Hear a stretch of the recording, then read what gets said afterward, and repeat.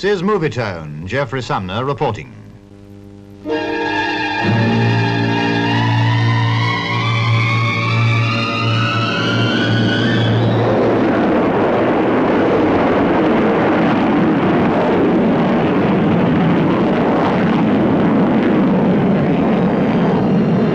The Earth looked a delicate blue floating in a black sky. So said the first man in space after his fabulous journey of 108 minutes, Major Yuri Gagarin, a 27-year-old Soviet Air Force officer whose name will live in history.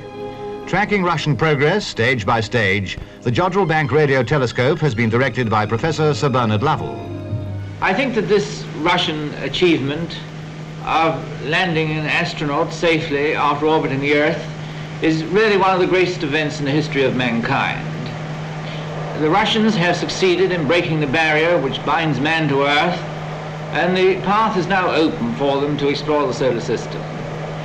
It's remarkable that this great feat has been achieved by a nation which a generation ago was largely illiterate.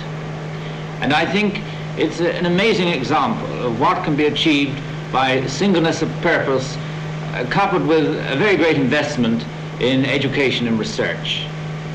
It's a lesson which the peoples of the West will continue to disregard at their peril. Britain's reaction has been one of admiration, coupled with speculation as to the next phase of space travel. I think that quite soon we shall see that the Russians have the rocket capability of making a soft landing of instruments on the lunar surface. And in a few years' time, this technique will be coupled with the astronautical technique, and they will put into orbit around the moon a human being.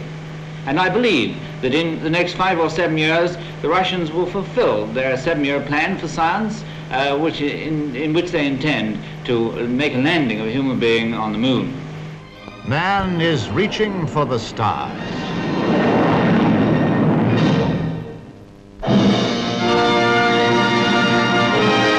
On